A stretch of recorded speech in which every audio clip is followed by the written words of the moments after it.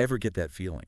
Like you're leaving opportunities on the table, maybe even money, just because thinking about negotiating kind of makes you squirm. Oh, yeah, totally. I think we've all been there, right? That hesitation to really push for what we want. Exactly. And that's what we're diving into today. We're going to unpack why we shy away from those conversations. And more importantly, how we can get better at it. Yeah. More confident, more comfortable asking for what we need. And to do that, we're looking at dare to negotiate. This deep dive should help us all get a little more comfortable with negotiations. Sounds good to me. All right, so this piece really zeroes in on something kind of surprising. It's like the fear we build up around negotiating, that fear is actually way bigger than the actual negotiation itself. Oh, for sure. Like, we make it this huge thing in our heads. Right. And dare to negotiate even quotes Seneca on this. Oh, yeah, I love Seneca. What's the quote? It says, "It's not because things are difficult that we don't dare.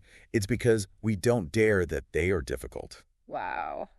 That's so true. We create these imaginary barriers. Totally. Just thinking about, potential rejection or uncomfortable situations. Yeah, and that becomes so much scarier than actually just saying what you need. It's like we psych ourselves out before we even start. You got it. But the good news is there's a simple way to start breaking those barriers down. And I bet you're going to say practice. You know it.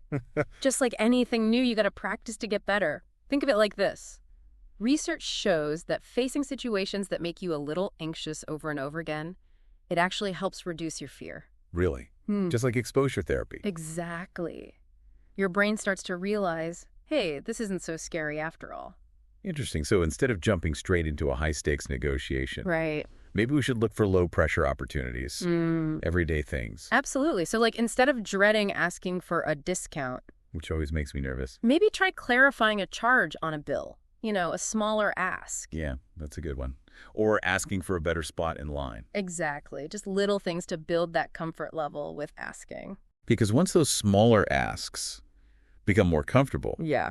negotiation starts to feel less like this terrifying event and more like a normal way of interacting.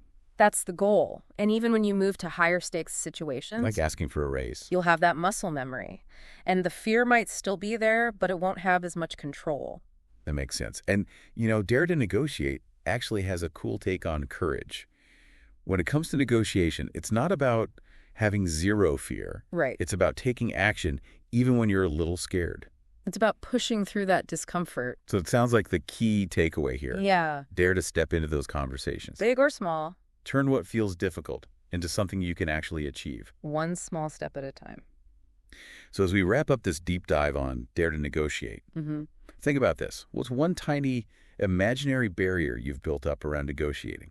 And how could challenging that create some unexpected positive outcomes for you? It's worth thinking about. It really is. Thanks for joining us for this deep dive. Anytime. This was fun.